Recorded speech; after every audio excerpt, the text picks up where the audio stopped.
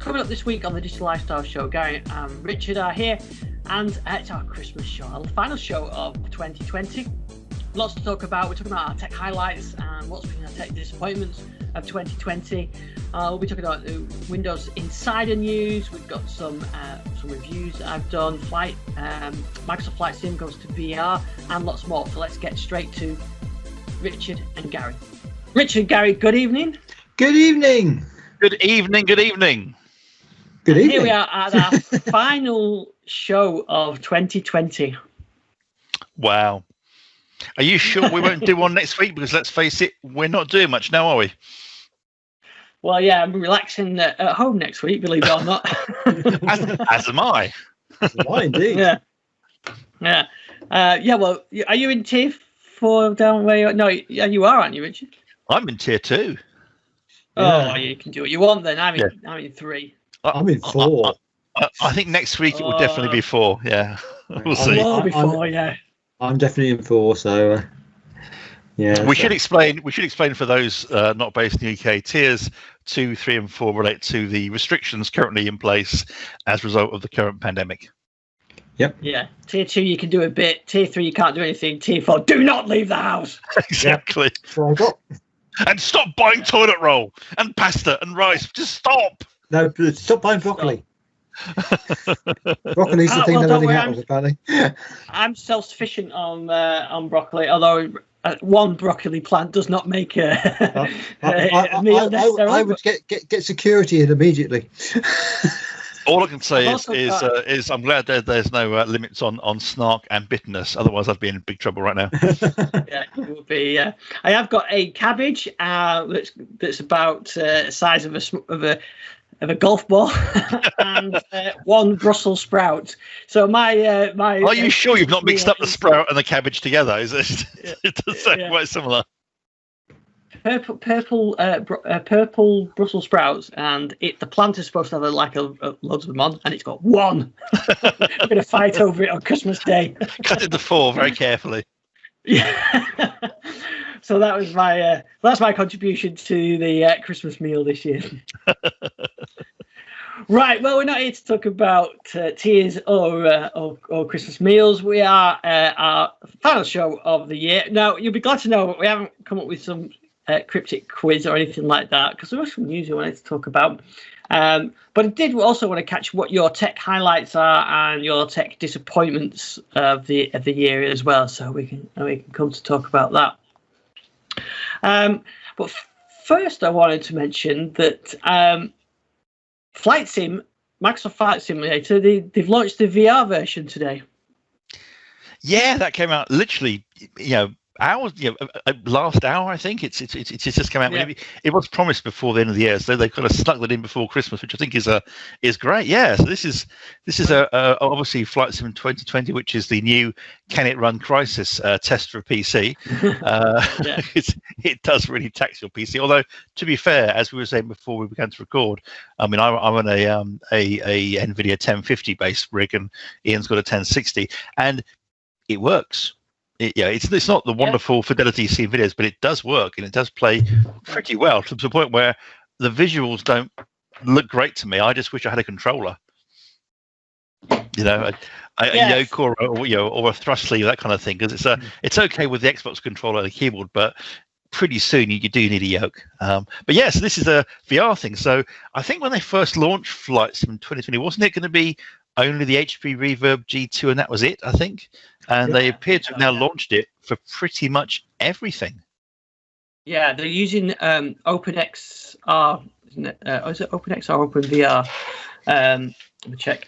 The standard, which is the same thing that I used or the same setting that I used for Assetto Corsa when I used it with Windows Mixed Reality.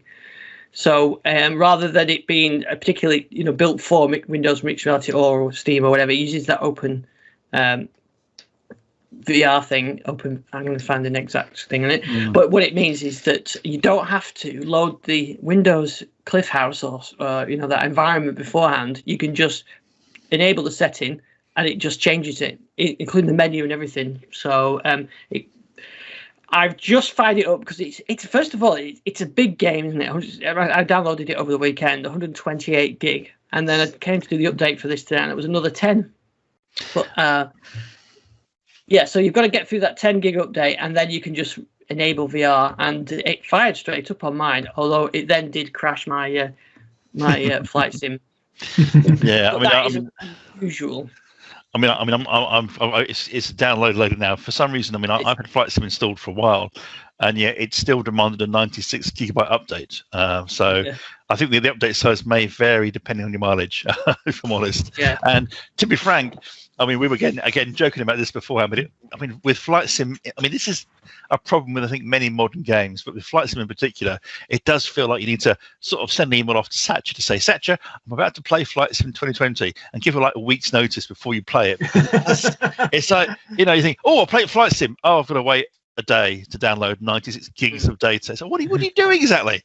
So yeah, and we are being mean about Flight Sim there, and there's many other games that are just the same. It's like, I do a weekly Sea of Thieves session, and we always have to make sure the day before we play it, just check for updates, because it could be 5 gigs, it could be 1 gig, it could be nothing, but just check for updates the day before you play it. Which I don't know about you. I guess we're of a certain age. I remember just putting a cartridge in or loading a cassette tape, and it would work, and that would be it. Whereas it seems games look wonderful now, and the content's always changing. It's really nice that the games are updated and they're always fresh and new. But I'd just like to press go and it just work. Yeah, I do remember. I can't remember which game it was, but in the Spectrums, when they got that 8-bit generation console games, computers, they went to the. You call a Spectrum a console? Wash your mouth out with soapy water, young man. Certainly not that. But I remember the copy protection that used to go by increasing the loader speed, so that if you tape it, the quality wouldn't be as good, and then that would stop you. I wouldn't know what tape to tape was, Ian, I'm afraid. Yeah. No idea. Sorry. But I always remember sitting there. I forget the game it was. It was probably one of the Ocean games. And it would start the old Spectrum sound. You hear that sound, it loads, and then it would get right to the end, and then it would you'd just have the Spectrum reset screen, the black screen that would appear, and it would just go back with the copyright Sinclair 1982 again. Oh, I've just waited 5 minutes while this tape thing worked. Or the horror of the tape loading error. Yeah. Ooh. Yeah. Well, first of all, I'll say I fired up Flight Sim over the weekend. What I did is I knew that the VR was coming soon, so I wanted to try it, but I also just wanted to try the game. I was curious, so I did the Xbox Game Pass for a month, which is, I think it's £1 for a month, and then I think it's whatever, £7. But I thought over Christmas I'll probably use it anyway. So I did that, install it. I thought Sunday morning, I'll have a go at this. Of course, like I said, it's 120 gig the install, so it took most of the morning, most of the day to install this. And then once it installed it, it then did an update, which is probably the one you've seen, which was a massive update. And then today I got another 10 gig. But the other thing, the gaming laptop I'm using is it's got an SSD and a spinning hard drive. So it's got a 128 SSD. So all Windows is installed there. So I had to put the game on the spinning drive. So when I click to load Flight Simulator, it takes, it's almost a good 5 minutes of it just to load the game, go through all the different screens, and then you start you pick your route and everything else, and then it's probably another minute or two while it loads that up. And most of the time it's fine, but if you really overtax it, so if you go to somewhere where they've got a lot of model things, say if you go down the Strip in Las Vegas or down the Thames, where they've got a lot of detail of actual models, it starts to stutter, and then occasionally it crashes. So, and then you've got to go through that whole loading procedure again. But I've had some fun with it this week. I've taken off from Manchester Airport and flying over my house, because apparently that's what everybody does. Yeah, I've done that. I managed to take off from Northampton Airport, find Silverstone, no problem, and did a good route around Silverstone. It's really easy actually to get going with. That's probably the thing that I was surprised with. As for a sim, it's one of those you can plug an Xbox controller in, stick your little plane on full throttle, and off it goes. And I managed to even land again afterwards, which was even more impressive. But it's pretty detailed. It's as detailed as you want it to go, I think.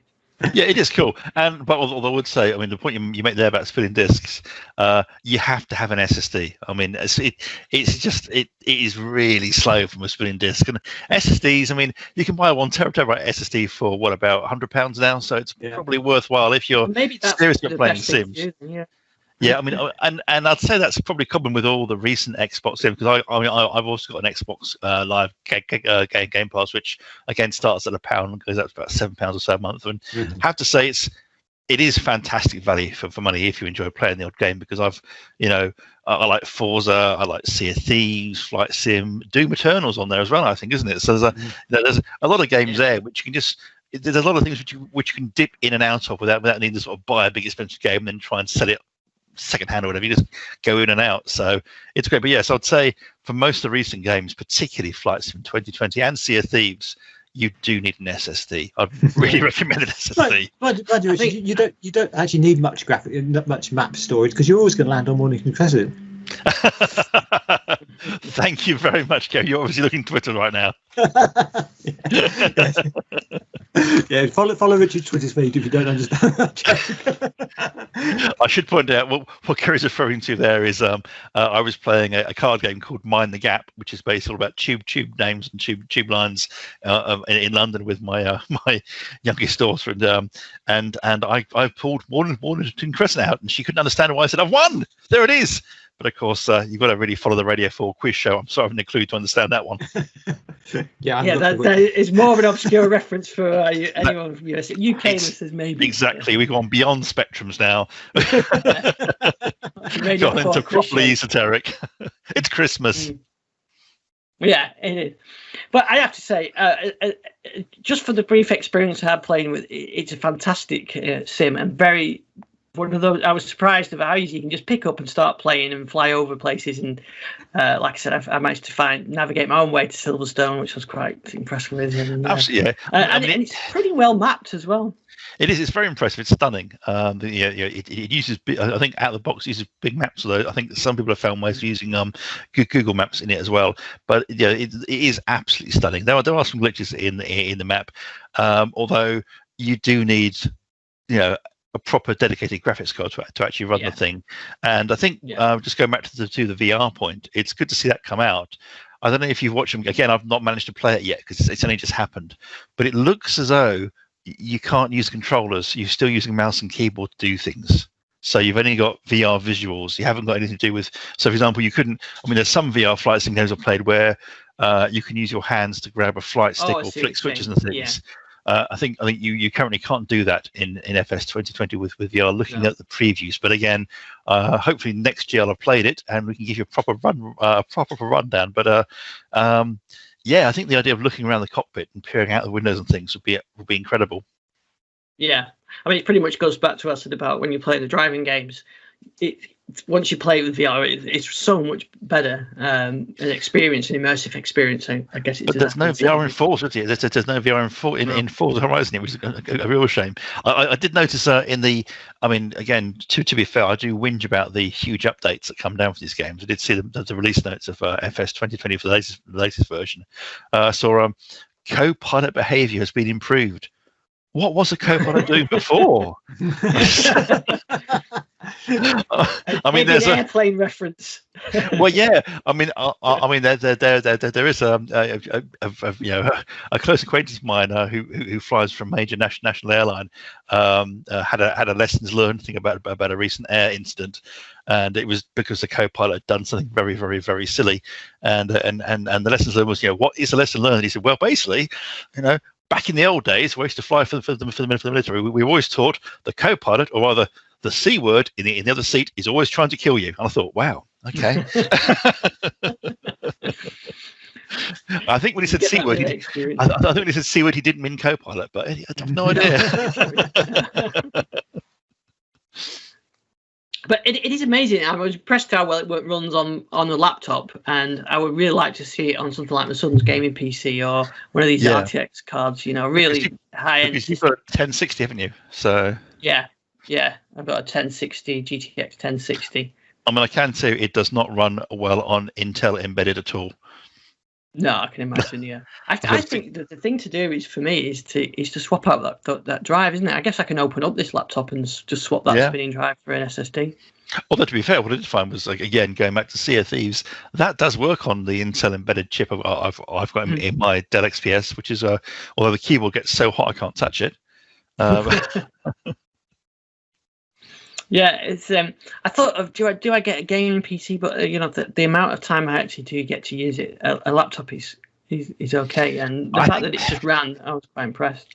I mean, I think it'll be worthwhile waiting until perhaps the second quarter of next year. I mean, just see what happens with the NVIDIA 3070s, 3080s. See what comes out in competition, because I think that's going to be the generational shift.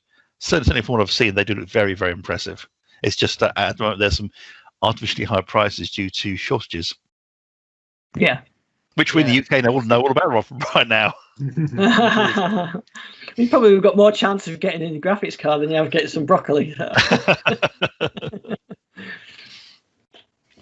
So we'll both report back how we get on with the. So I did try the VR just before I came, but it just did crash my machine. So, well, not the machine, but the game crashed itself. But it is temperamental, I would say, and I've read that it's because it's running out of memory, because I've got 8 gig of RAM on this machine, and I guess. Okay. Well, I'm running with 16 gig here. I'm going to try and plug my. I've got a Quest 2 link cable due to arrive tomorrow, so I'm going to try that and see how well that works. Yep, yeah, we'll give that a try.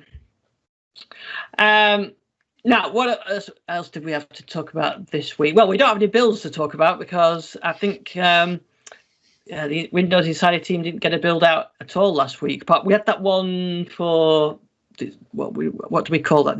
The was on the dev channel, but not on the RS release. But we've not had a pre-release one last week. Was that 20279? I can't remember. Yeah, we have one. Yeah, 20279, but we didn't have 21279 or anything, something like that. But the Insider team sort of tweeted, said that they tried to, but it didn't really make the quality bar off. So that's it. Enjoy your Christmas, and we'll see you in the new year.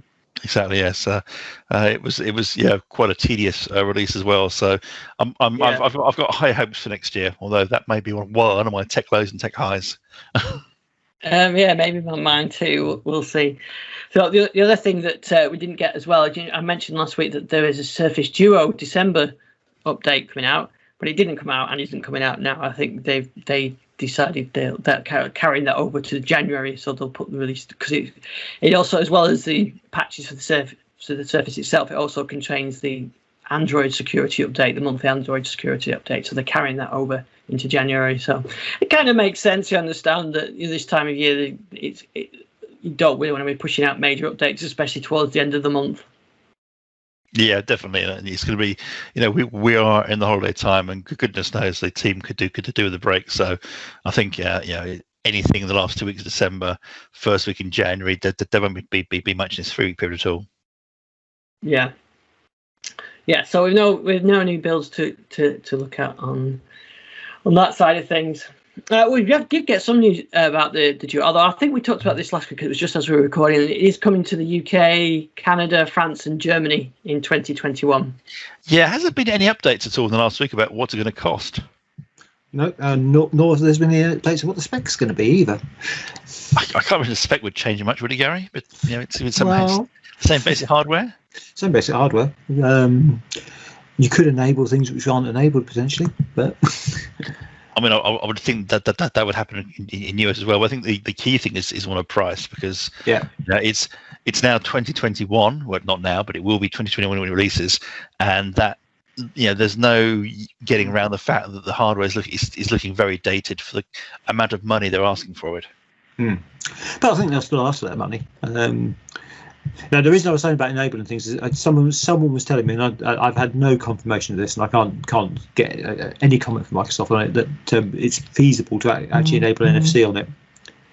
That'd be good. Which they wouldn't do for the American market, because there's no take up on it, but in Europe it's a huge factor. Absolutely, of course. We are now all contactless in Europe, so I think a phone with that NFC, unless you've got it paired to a watch that can do contactless payments, is going to be pointless, really.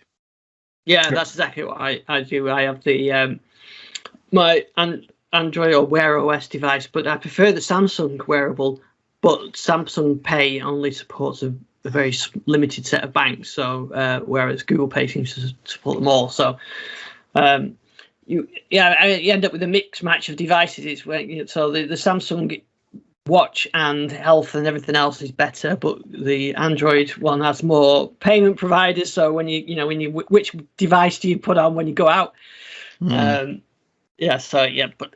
that's exactly what I do. Is I use the wearable. I mean, in terms of specs of the Duo, I found that it's fast. There's no problem. It's not like it's got an old processor that chugs along. It just is that it is the older hardware, so it makes them harder to charge for it. But I guess with that form factor, it's something different. Yeah.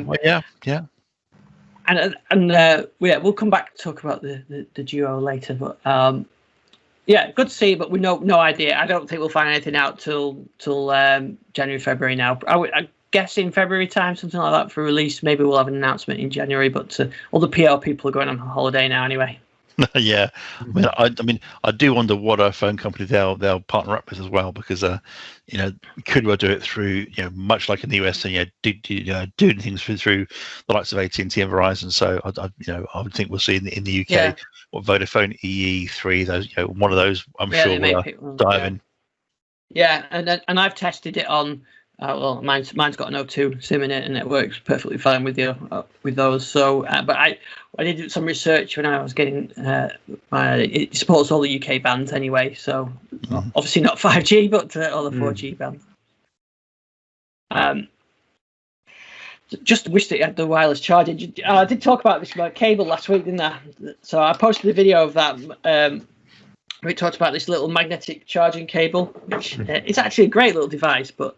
I did get the wrong one for use with the Duo because the round connector is too big and stops the Duo's bumper from closing. But they do make them that are rectangle shaped ones instead of round like this one. They do. So that would be the ones I need to buy. So I'm in no rush to get them, but next time I might order something. I'll maybe I'll pick one of those up because I quite like these magnetic cables. I think so no longer trip over cables. Oh yeah, there you go. Yeah, same one. Perfect for the car. I have to say. So putting one of those in. So I've got a central console bit, and I've just got one stuck at the bottom of it, and just drop the phone on top of it, and it just engages as you get in the car. This makes life so much simpler. Yeah, exactly. That's what I was thinking. So the car just drops it straight in. So I want to definitely do that. So I'll have to get the rectangle one rather than the round one. I never even thought about that when I got that one. So I posted a video of that anyway today, so you can see that. Oh, what else have we got? Oh yeah, Richard, I wanted to ask you about this. I keep seeing you tweeting about Lego. What is this latest thing that you built? Well, obviously, I can't call it Lego because it's a compatible plastic brick building system that looks and feels a lot like Lego, except is a bit crapper. Yes, this is to do with I'm a bit of a space nerd, as most people will know, and so I You're not. Yeah, I know it's hard to believe. Gary, it's hard to believe. So I built a Saturn V, I think last year, the big Saturn V model, and that's it's almost a meter tall. It's a really big rocket. Out of Lego, and I thought the one thing this is lacking is a launch tower, a launch pad and tower, and then I discovered, thanks to a colleague of mine, Simon Legross-Bisson, he said this. Well, there is this kit you can get from China, and what they've done is you can find plans for these things all around the internet, but there are companies in China that will supply you with the bricks and the plans to build the set. So about 2 months ago, I built the launch pad and the launch tower, and there was a lot of swearing, a lot of anger, a lot of upset on my part, but I did build it, and it did fit, and it involved glue, which is like waving a red flag to a bull as far as Lego fans are concerned. You mentioned the word glue to a Lego person, they get very upset, but there was glue, or the craggle, as I think it should be known. And having built it, I thought, what did you do next? And of course, it occurred to me that NASA used to, well, still does, transport its rockets to the launch pad using these huge crawlers, which they built back in 63, 65. And they used to transport the whole Saturn V stack, the launch pad and the tower, to the pads. They then used them again for the space shuttle, transport the whole stacked space shuttle to the launch pad. And I think they can use them again to transport the space launch system, the Artemis, to the launch pad for the moon rocket, which should go up, I think, next year. And so I thought, I need one of those. And again, there are plans, but I ordered one from China, again, because they supply all the bricks and it was a strange noise, and they that must be Lego. Yeah, they're coming in. Well, I don't believe Lego has a patent on the bricks anymore, do they? I think the bricks have had a patent now, I believe. You can look that up, but I don't think Lego actually own the bricks. What they do on other designs. So every Lego design is trademarked and copyrighted, but I think the actual building blocks themselves, I don't think Lego owns that anymore. But I could be completely wrong on that, so I apologise in advance if I am. Please call off the lawyers. Anyway, so but again, you can buy these because Lego's never done a set for this. You can buy again the bricks and the design to build the crawler, and the crawler is this colossal thing that goes beneath the launch pad. It's got 4 big caterpillar track things beneath and rumbles about 1 mile out of the launch pad. So I had to build one of those, and so I got the kit for that, and 2,500 pieces. Took a long time, lot of bad language. The plans come in PDF forms. You've got to view them on an iPad or some tablet nearby. But astonishingly, it will take the weight of the assembled Saturn V launch pad. So I've now got on my table, I think that stands about 1.5 meters tall, which is the Saturn V rocket, the launch pad, the launch tower, and the crawler beneath. And I'm very happy. I'm very pleased with myself. It all works. It's not collapsed or broken. I'm not sure what to do with it now. It's kind of, I've done it. Yay. Oh, yeah. Right now, yeah, and yeah. So Mrs. Speed is saying, "I told you so. I told you so." So my next project is to try and motorize it so it can move. But the problem with that is I've got some Lego motors, but there's no gearing on those, so they're either on or off, really, and that causes an awful twang on the Saturn V, which is the last thing you want to see is this rocket toppling over. So I need to get some very low gearing in place so it gradually sort of slowly winds up. And I probably need, I think, a motor in each of the 4 motors all going round connected to the tracks. So that is my lockdown project. That's what I've been doing during lockdown. Some people have been doing yoga, learning languages, art and drawing and design and things. I've been building Lego. Well, I think that sounds a good use of your time. I personally, I've been making beer. But you stick to your Lego. But I'd say it is great fun, and I do actually, in all seriousness, obviously you shouldn't. Obviously, I would not recommend anyone goes out and buys kits which are copies or duplicates or whatever from what's available through official sources. But where there are things that you can't find the official sources, then I would strongly recommend just having a look at the third-party suppliers out there, because they do seem to have a lot of kits which seem to do the same kind of thing. The one thing I would say be cautious of with these sets is the plans that they're built from often have come from enthusiasts. So it's probably worthwhile just seeking out those enthusiasts and seeing if they offer some form of Patreon or donation, because someone has gone to the effort of designing it. And it's a big job to do that. Yeah. Exactly. But there are some incredibly. The Lego community is a very impressive thing. The people out there that design things and build things are just incredible. Really, the engineering and skills involved are very impressive. So, and again, I come from from home computing enthusiasts from the 80s and 90s. So, very similar kind of, I wouldn't call it obsessiveness, but as in, attention to detail and the fact, these people are willing to contribute colossal amounts of their time to creating these plans. So it's worthwhile, if you see a kit you fancy, just go for it by all means. But it might be worthwhile just also seeking out, the person designed it in the first place, because normally there is a person out there who did do the hard work of working out how the bricks fit together. Yeah, well, that's excellent, and you've got plenty of pictures up on those on your Twitter feed as well. Yes.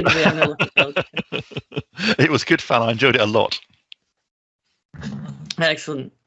Well, like I said, I've been doing my beer brewing, and that's as technical as just doing the thermometer checks, temperature checks. I keep thinking whether I should get using an Arduino temperature sensor or something like that to automate the process a bit. Of course you should. Plan for next year. Of course you should.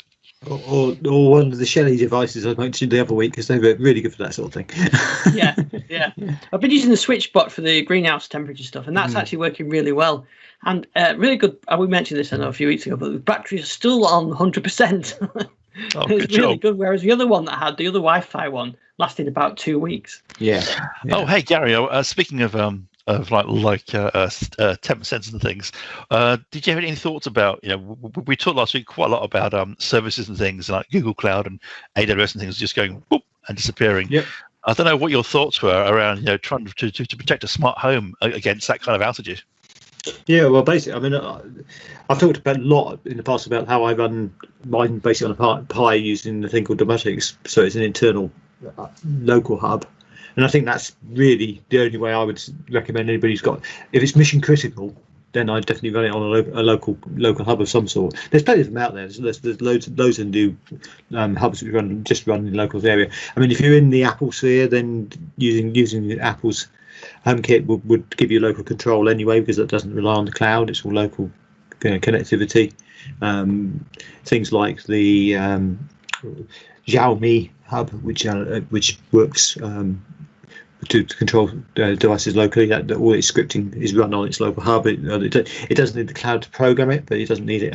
It doesn't need to actually run, and that's really cheap. So there's lots of options out there to run things locally, but that's definitely the way I would go. I mean, you only have to look when Google Cloud going down. We rely so much on things like Amazon next to the moment. We had the whole IFTTT debacle this year. So I mean, it's. I mean, I have to be honest with ITTD. They do seem to be bringing in some nice new features for the people who are actually paying. But I still hold the argument I held on that original argument. But I did listen a little bit. But yeah, I mean, it's definitely. I think the reliance. It's so easy for these cloud services to be taken away. So that's why I've never relied on them for anything I'm running. I mean. One of the places I've been staying up recently that has got lightweight RF controllers. Again, the hub, it needs the cloud to be programmed, but it actually runs autonomously locally without it if the cloud goes down. So you don't have that issue of not controlling. Although it does mean if it goes down, which it did, because lightweight RF had an outage, I think the weekend before you had your discussion about outages, then things like Alexa don't work for control. But you can still control it locally with the switches, whatever. So I think it's really important to have that local control, and there are a lot of devices out there now which allow you to do that, but also allow you to have that remote cloud control if you want it for the Amazon devices. And obviously you can, if you've got the right technology, use the Amazon devices to control locally anyway. They will, if you have one of the modern Echoes or the old Echo Pluses where you've got that control over things like Hue lights, etc. They are controlled locally when you ask them to be switched. It doesn't go off to the hub to actually get that information, so they will still work in if you lost Wi-Fi connection. But yeah, it's not Wi-Fi, internet connection. The Wi-Fi still needs to be up. Rich, there was a service that you mentioned to me that Google had that's been discontinued. Oh, yes, this is the Android things. I think, Gary, is that right? Yes, Google things, Android things, whatever they're Android, called. yeah. Basically, it's the IoT thing. But Gary, I think this might be more your bag, really. Yeah, it's an IoT platform hardly anybody used. So I don't think it's actually a major issue that is going away. I mean, a few people did use it and are disappointed they're pulling it, especially since all the push that Google put into it. But Google are far worse than Microsoft for pulling products. Yes, they are. Yes. With minimal notice, and then just basically almost overnight they disappear.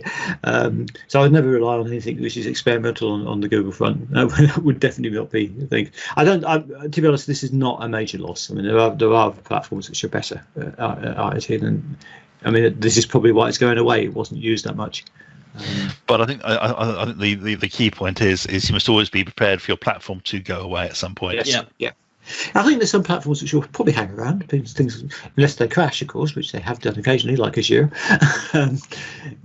where they're big enough. But it's yeah. I mean, I certainly wouldn't rely on anything mission critical going outside the building, also for security as well.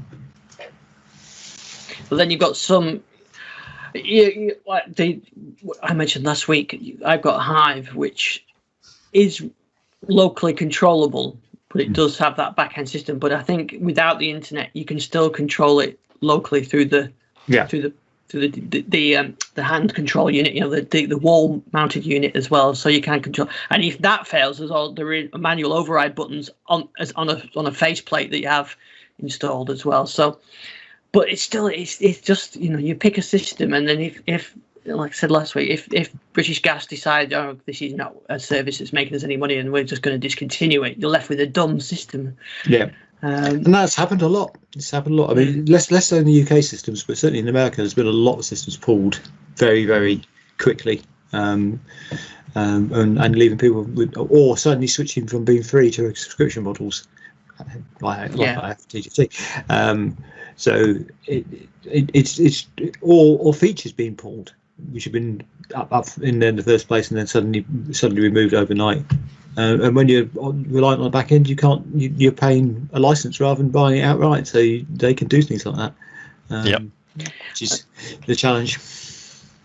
And then, of course, the other when you build your own system, you then your own support on it as well. So depending on your own skills and whether you can support that is another issue, isn't it? I mean, if you buy one that's from off the shelf system, then you maybe get it fitted for you, it works, and that's it. So whereas rolling your own solution like you have requires that technical skill, and it does. You do that and then support it. Yeah, it's difficult if you're doing that. I mean, there are a number of hubs which are available, which are fairly well supported by the manufacturers. I mean, SmartThings is actually quite a good example. That does local control, although it's got a remote app. But the actual smart home hub, the SmartThings hub actually is a local control aspect. I mean, there's other things like the TP-Link Deco home Wi-Fi mesh Wi-Fi thing. They some of those now got home automation built into them, and they're quite good as well. There's Hubly, Home.io. There's quite a few of these hub type things which are coming out now to fill this very gap. I mean, a lot of people are realising they're getting caught out by these things, so they want to be able to control things locally. I just feel sorry, go ahead. No, go ahead. after me. No, I feel the real advantage for me of having the robotics thing is it works with everything. I can because I can program it as well. I can make it work with anything. So it allows for full integration. Yeah, and I think if you rely on stuff like for home security systems, then you've definitely got to look at least what happens when you may choose not to do anything about it, but at least be aware of what happens if you lose your internet. So, like my cameras have got local storage on the hub, in case you lose the power, in case you lose the internet connection. But yeah, you need to just be at least aware of the risk on it. You need to do a risk assessment on your home automation. You do indeed. Yeah. How to turn your exciting smart home into a boring subject, to do a risk assessment on it. Yeah, but it is absolutely true. I think that is one of the problems. People, I mean, that's one of the concerns I've got about smart homes now, is that people will buy these gizmos and gadgets and get very excited about them, and then the service gets pulled or changed or whatever, but in people's minds, the expectation is, well, this will last me for as long as a light switch or a power socket. It's an appliance. I think that's one of the things the tech world has got to get their head around. That people buy these things expecting them to behave like an appliance. You can't sell it like an appliance, and then wonder why people get upset and complain if you then pull the plug. And of course, what you do then is you've effectively, salted the earth for the next generation, because people are now very suspicious. Whereas, it reminds me almost a bit like the Surface RT tale, which was very sad tale, where people bought them expecting it to be a Windows PC that would run Windows apps, and they bought a thing that looked great and wonderful, and it just didn't work, and it wasn't supported. And then eventually the plug got pulled. So I don't know. I just hope that people there'll come a solution that works in the way that Garry's system works, where you can move, where we can move beyond a service type, a cloud-based service, and not have to worry about a thing suddenly going subscription based or disappearing completely. Yeah, at least have the devices capable of switching services, so maybe they come bundled with a service, but you've got, but that requires that vision that we had for Windows Media Center years ago, of everything being open and compatible and everything else, and we know that that's not how things are working. Yeah, that is a shame. Media Center would have cured. It would actually have solved many issues. Can you imagine a Media Center or home server that had then expanded to handle all these smart devices? Well, it was there, wasn't it? I mean, that was one of our first shows, wasn't it? All about automations through automation. Built in. Yeah, it's an HTML web application in Windows Media Center. Yeah. M Home. Yeah. It was there from 2006, and it worked really well. It was a very good X11, but it worked. Yeah.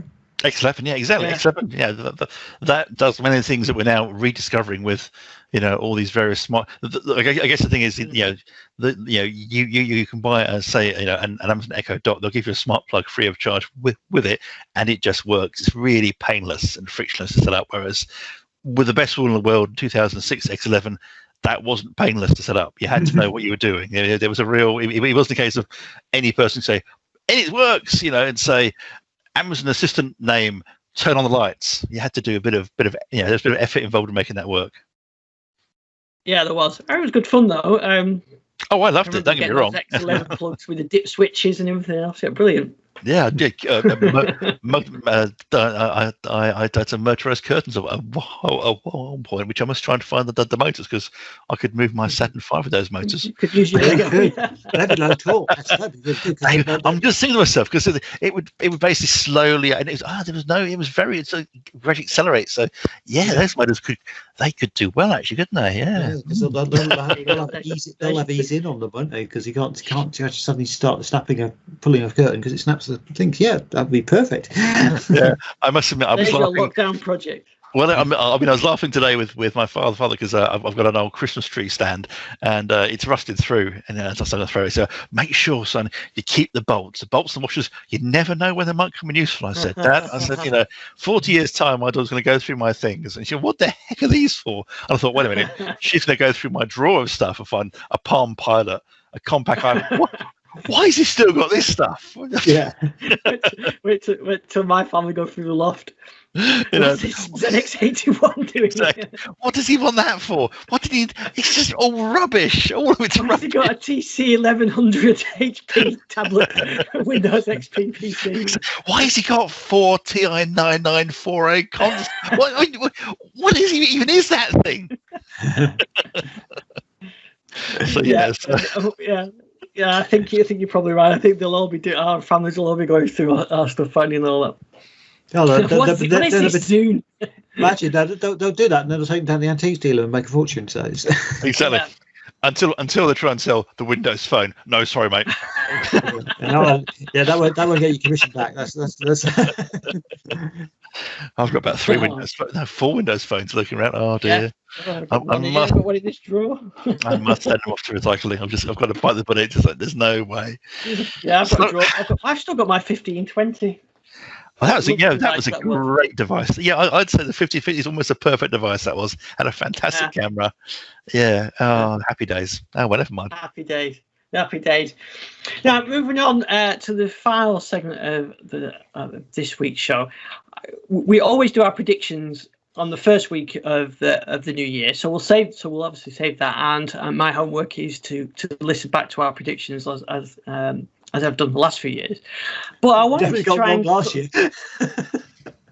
Yeah. Well, that kind of comes into the tech highlights and tech disappointments of 2020, really. So I wanted to sort of get just a flavour of what you think. So, Gary, I want to start with you. So, what was your tech highlight, device, service, or whatever, and your tech disappointment for 2020? Well, I think my tech highlight has got to be the RNA vaccines.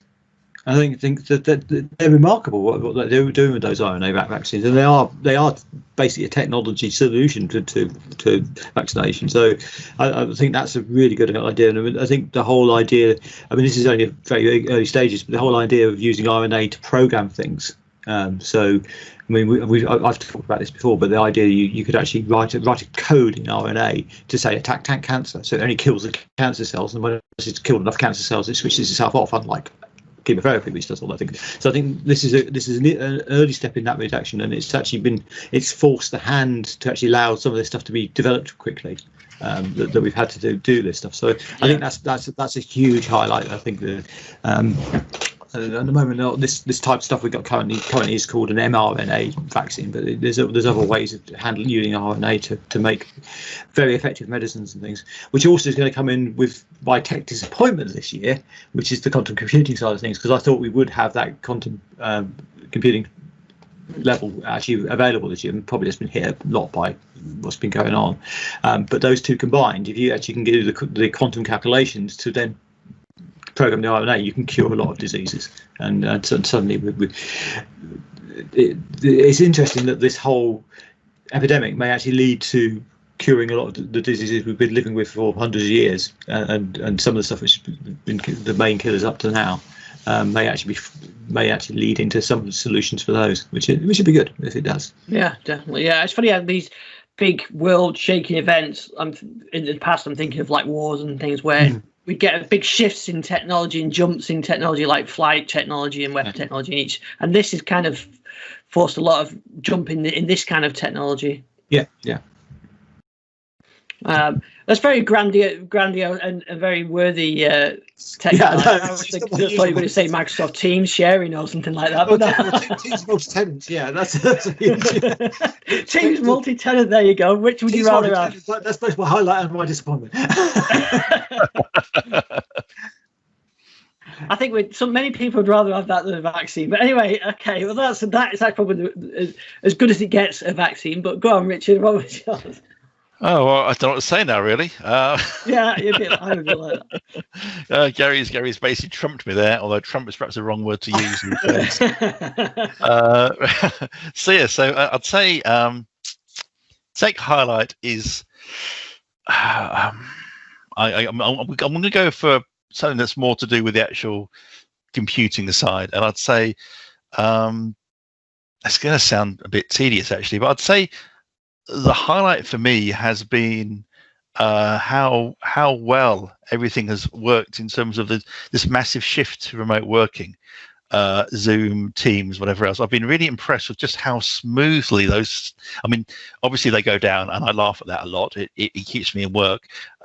But I've been very impressed with just how well they've all adapted and scaled up. So I'm saying Azure, Amazon Web Services, all those services which kind of underpin many of the services that we use today. How well they've scaled. I've been very impressed to see how well they've just gone boom and handled this sudden increased load, which is not a highlight. I thought if you'd asked me a year ago, I was Surface Duo, the Neo, yes. But no, it's probably that. I've just been very impressed at how well they've coped with it, and they have had problems, they have gone down, but yeah, I'd say that because that's been a thing that's become almost a lifeline. And I want to say I also mean things like Netflix, streaming services, all these things that we have suddenly come to depend on in a way that we may never have done before. So it's been a weird year. So that for me would be the highlight.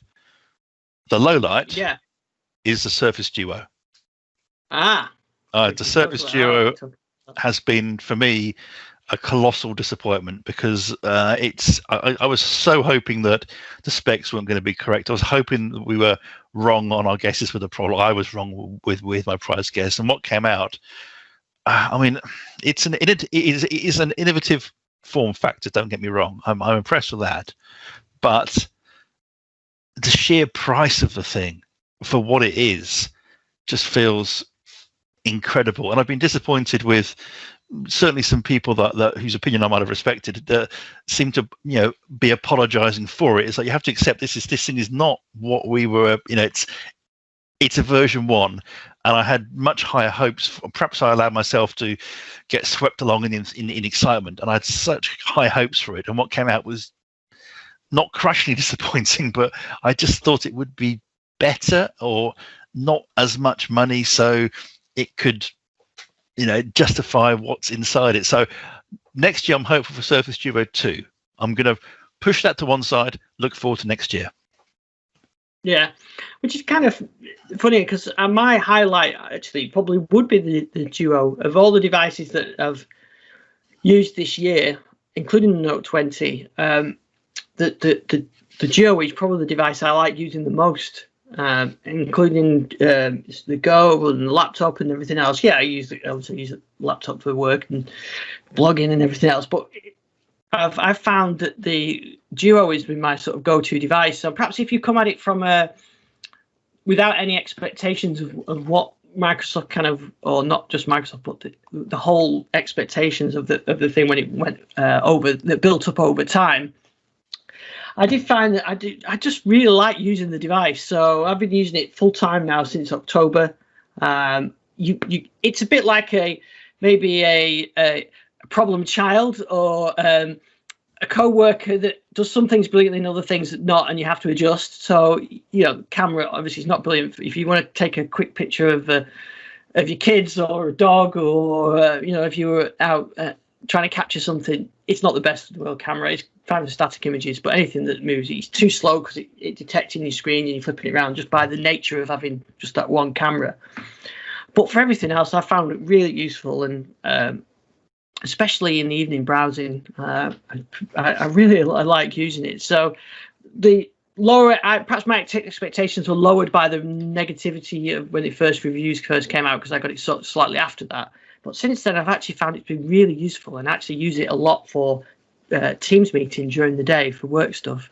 And then I keep my laptop for doing stuff while I'm on the call. But the form factor of the Duo works really well for that. So for a productivity device, it works really well, which is perhaps where Microsoft should have pitched it a little bit more at, rather than just which kind of, I think, what they actually did initially, and then over time it kind of got built up. So, but given that I have got the Note 20 here, and I could use this one if I wanted to. So I'm not forcing myself to use one device or the other. I just prefer using that. Camera way better on this one. Do like using the camera on this, but that it works for me. So I was quite surprised. So I'm really hoping that next year we'll see a second generation that will perhaps address some of those shortcomings, NFC, wireless charging, and camera, and then I'd be happy with it. I think those are the three things. And if you can live with that, then I think you find the device is a good device. And I hope that it just means we might see some variations in screen size, not just the foldable. There's the actual wider screen is actually much better than the tall, thin screens. So that's my highlight. And my my disappointment would be the lack of availability of end user testing for us insiders for Windows 10X.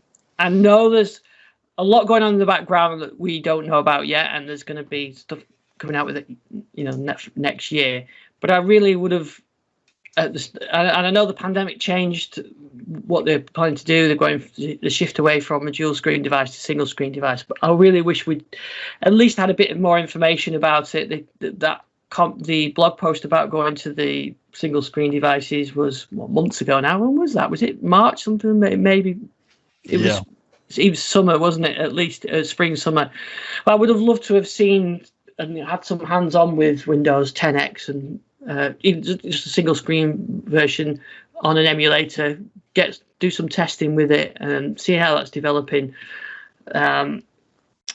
Rather than just the complete sort of radio silence we've had now. So I'm hoping next year will be a big year for 10X, and that we'll start to get hands on it. And I know there's been lots of rumours and things like that, but I'd just like to have some proper official information that we could start playing around and testing and get some more and get our hands on it. So that's probably my disappointment, is that the 10X has gone super secret and we don't know what's coming, and maybe we will, but we'll find out in the future. But my expectations have been scaled back as well, because we would have been hoping to be talking about the Neo this time. This time last year we were hoping that the Christmas show would be talking about the Neo and dual screens, but the landscape's changed, so I can't blame Microsoft for that. But the radio silence, I can blame them for. I know they've got the reasons, but it's a disappointment. Yeah, I mean, that was actually my low light until I would say about 10 minutes ago. I thought, actually, it's a Duo. So, but yeah, 10X is, that's been disappointing. And I think what I'm finding even more disappointing about it is the kind of almost controlled leaking of information about it. So, you're testing bits in the insider builds. It's going to come out next year. It's this. It's that. And I almost feel as though there's elements within Microsoft that are kind of floating the ideas to see what the reaction is in the outside world, which, that's not the behavior that I guess maybe I've come to expect from Microsoft recently. But it does feel like there's people within Microsoft leaking bits of it just to see, floating those ideas with certain outlets to see what the reaction is, and that I think is a bit of a worrying trend, really, because certainly if the rumors are true and they do intend to do something in the first quarter, I think it would be a colossal kick in the teeth to the insider program to say, well, okay, guys, here you go.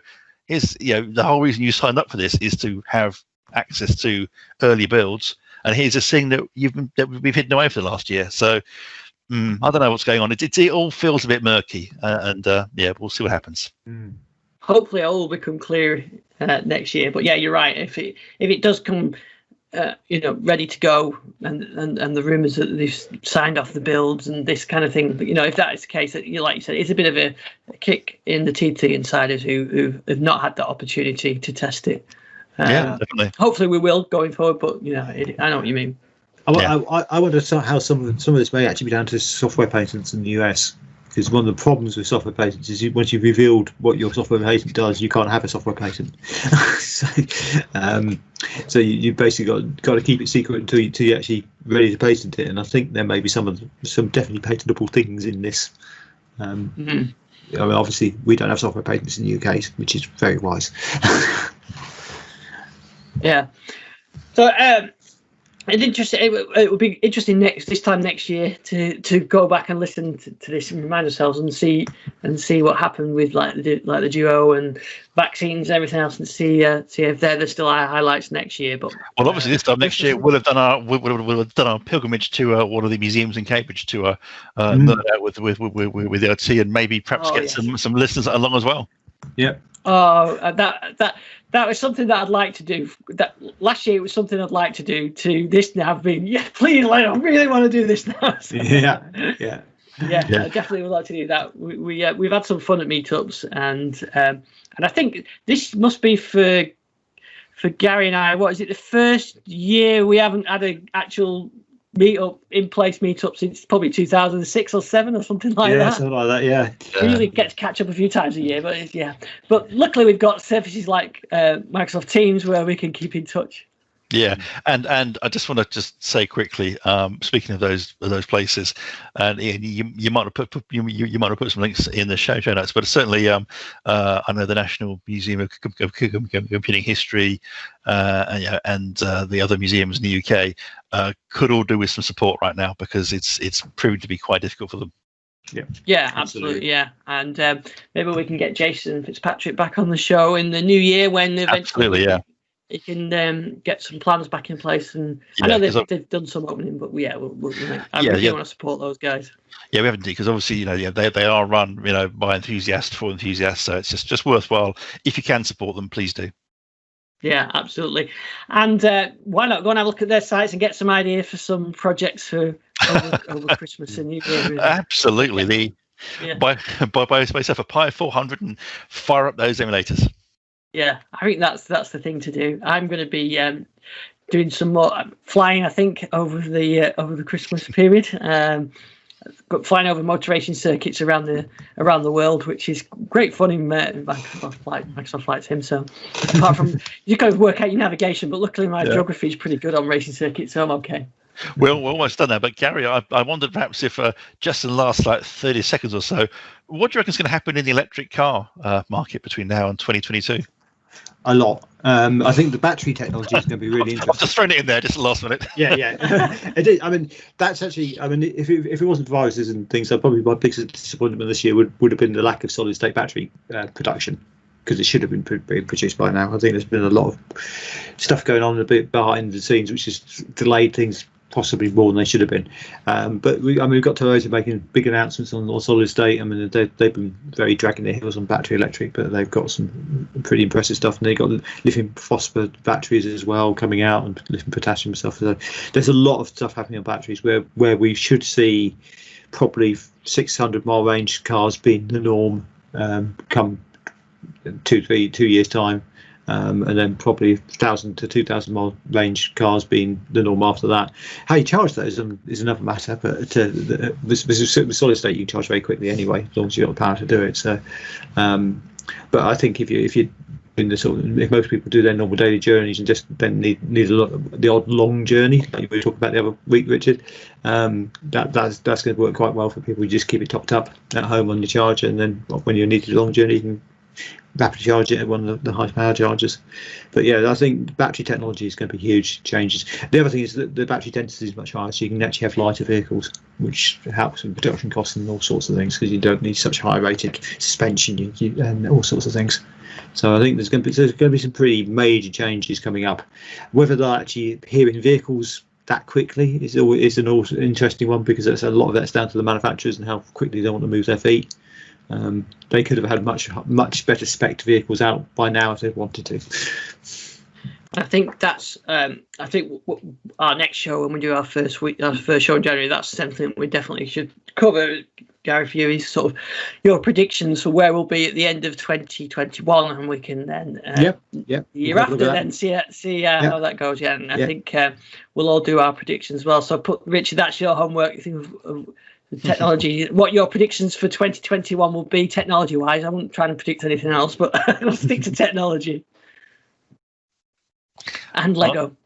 I predict that my Lego Saturn V will fall over. Well, I want to see it motor racing, even better. I want to see it motorized, and then I want to see some motor racing of it. Racing tower. Oh, that'd be cool, wouldn't it? Racing Saturn V's. I think that's actually your next project, Richard. Should be one of there's some fantastic Lego motor racing models with engines and things like that. Fantastic. Maybe I should take that mantle. No, an engines. You want motors? That's surely your bag. Definitely your bag. Yeah, maybe. Although I've got enough stuff to do with me, I've got to find some new magnetic plugs and sort that out. So, well, it's been great to have you both here with us all year for 2020.